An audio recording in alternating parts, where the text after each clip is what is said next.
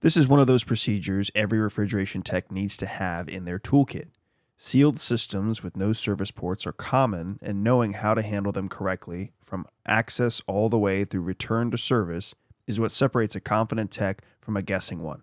Let's get into it. This is a bullet-style saddle piercing valve. These valves are available from several manufacturers and come in kits that cover the most common tubing sizes, typically 1/4 inch, 5/16, and 3/8 inch. This video covers the full procedure: gaining access, recovering the charge, installing permanent service ports, pulling a vacuum, and returning the system to service. Just a note, you'll need your 608 certification to legally handle the refrigerant in this procedure. If you're not there yet, this is still worth watching so you know the process. Step 1. Start by pulling back the panel or access cover to expose the compressor compartment. On most commercial reach-ins, you'll find several refrigeration lines available for tapping into. Tracing where each line connects to the system will help you identify which ones you need. For this procedure, we're tapping both the suction and liquid lines. When you pick your location on each line, think ahead. This section of tubing will need to be cut out later when you install permanent service valves. Place your piercing valve as far out from the system as practical. Too far back and you'll end up removing a large section of copper and brazing closer to the equipment than you want. Step 2. Prepare and install the saddle valve.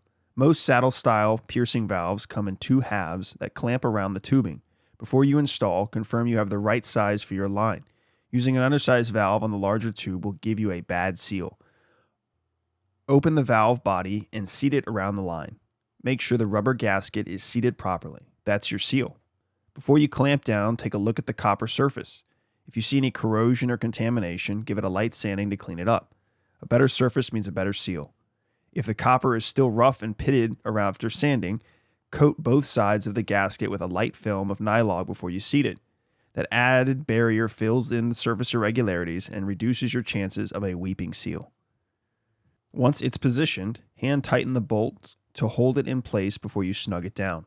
Tighten the clamp bolts evenly, alternate sides.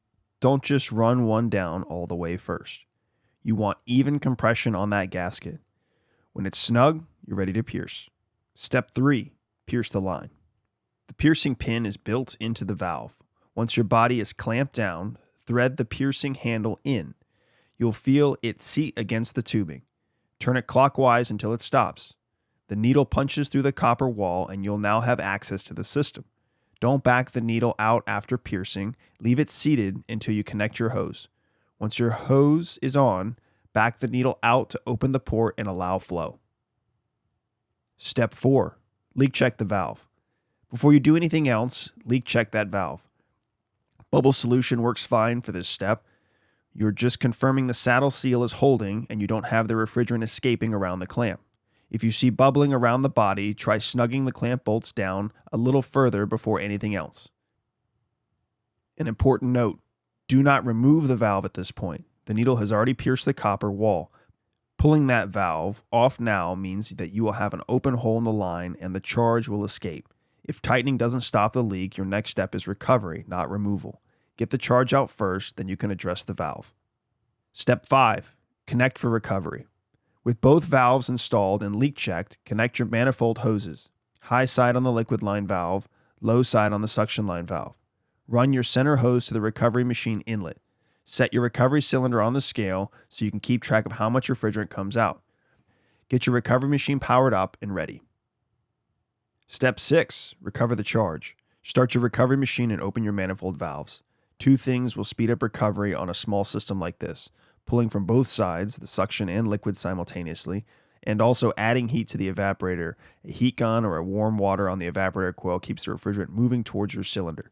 Here's something worth knowing before you start. If you're only pulling from one side, say the suction port, the restricted flow from the discharge side can cause your recovery machine to pull down into a vacuum and shut off automatically. The field piece machine you see here does this by design. That does not mean the refrigerant is all out. The system just needs time to equalize. Add heat, wait, or pull from both sides. That's the solution. Once recovery is complete, check your scale. Compare the amount you pulled against the nameplate charge. If you are significantly short, the system may have already been low before you started, and that's an important diagnostic piece of information. If you pulled more than the nameplate, someone overcharged it. Either way, you know now what you're working with before you recharge. Step 7. Install permanent service ports. Now that the system is empty, remove the piercing valves and brazen permanent Schrader port fittings. This is the right way to leave a system. The next tech who touches this unit won't have to pierce it again. Use proper brazing techniques, flowing nitrogen through the lines while you braze to prevent oxidation inside the copper. Let it cool before leak checking with nitrogen pressure. Step 8. Vacuum and return to service. Once your service ports are brazed and leak checked, pull your vacuum. Target 500 microns or below and hold it for at least 15 minutes after the pump is isolated. If it dries, you have a leak or moisture within the system. Don't skip this step. Moisture in an R134A system causes acid formation and can kill compressors. Once you've held your target, recharge the nameplate specification. Close your manifold valves, disconnect your hoses, and cap your service ports. Put it back into service. Thanks for watching.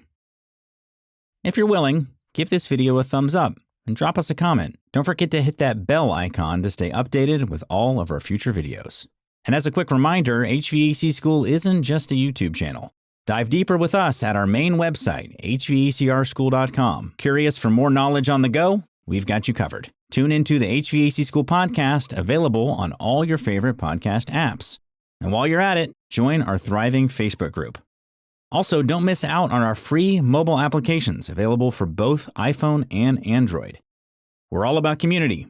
For techs, by techs.